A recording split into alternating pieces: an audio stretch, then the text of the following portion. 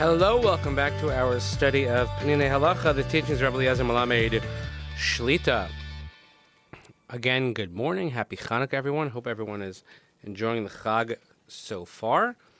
And the rumors are true. Yes, it is true. Yesterday was my birthday. Thank you so much to everyone for your warm and well wishes. It's very, very much appreciated.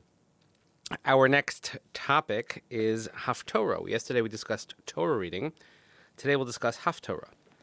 Tiknu chachamim shebenosaf lekriyas b'Torah yikra b'navi be'inyan hakashur l'mashakar b'Torah b'inyan shel yom.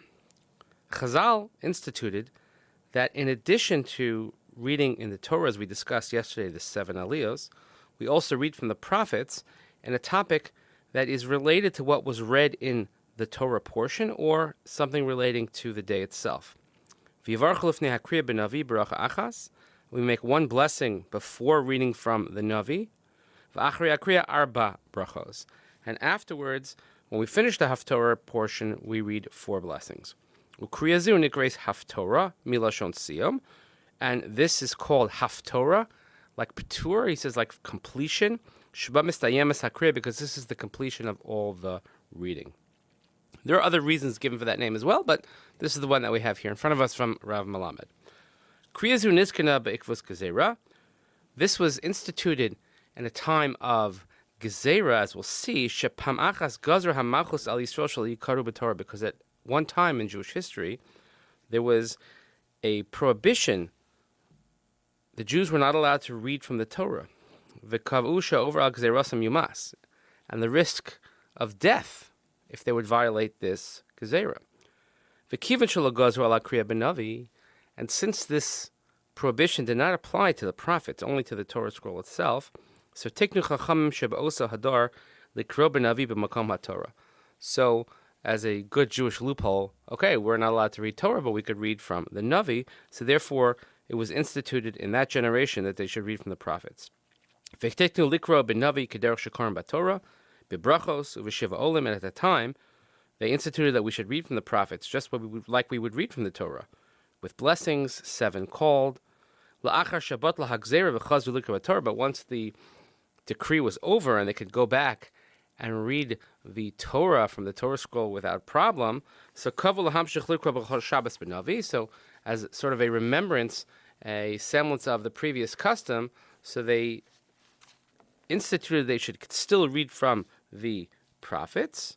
V'af tiknu brachos miuchedes l'kriyas b'navi. Not only that, we also have specific blessings for reading in the Navi.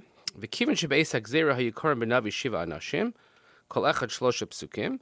And since at the time of the Gzera, they had reading from the prophets 7 people, and each one 3 verses. So tiknu shehamafti yukar b'navi lefachas esrim v'chad psukim. That's why a minimum Haftorah should be 21 verses. V'im nistayim ha'inyan b'pachos psukim. However, if the topic of the Haftorah is so complete that it takes less than 21 psukim to do so, so then we would read in the Haftorah even if it's less than 21 psukim, because it's one contained topic. And there are a number of Haftorahs that actually are rather short. Some are very, very long, but some are short, far less than 21 verses. So that we shouldn't think that the Haftorah is on the same level as Torah reading in terms of its importance. So the one who reads the Haftorah is called the maftir, gets an aliyah in the Torah, but he reads certain verses from the Torah, usually it's the very end, and then he reads from the Navi. And this shows a difference. First, the most important thing is that we read from the Torah itself, those last few verses which we call the maftir, and then afterwards we read from the prophets. Strictly speaking, the 7th person who's called up could also read the Haftorah. However, we are considerate of the opinion that thinks that the maftir, the person who reads the Haftorah, does not count as part of the 7. So therefore our practice is, when we finish the 7 aliyos, Omrim Chatzi Kaddish, we say a half Kaddish, to separate between the end of that Torah reading and what comes afterwards. We conclude the Torah reading. And after that, we bring up the maftir and he reads a few psukim from the end of the parsha. And then he will continue to read from the prophets themselves, as what we call from the Haftorah. That's our practice today. Yosh Omrim, some say, Shetzarach Likras Haftorah mis Sefer Navi Shenichtav B'dio al Kalaf. Some say that when we read from the Haftorah, from the prophets, that it has to be read from a scroll, an actual parchment with dio, etc.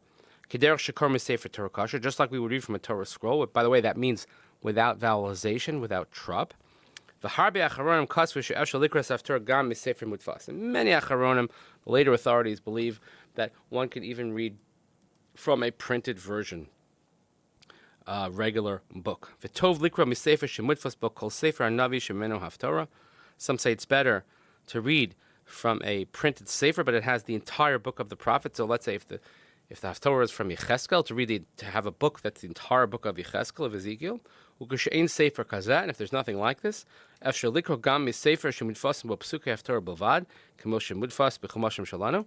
perhaps to read from a Haftorah book. That's actually what we use. We have a book that has just Haftorahs, and that's its purpose. Again, something that's miuchad, something that's specifically designated for this purpose, or if not, at least certainly what we have in the back of our Chumashim, we have all the Haftorahs printed as well.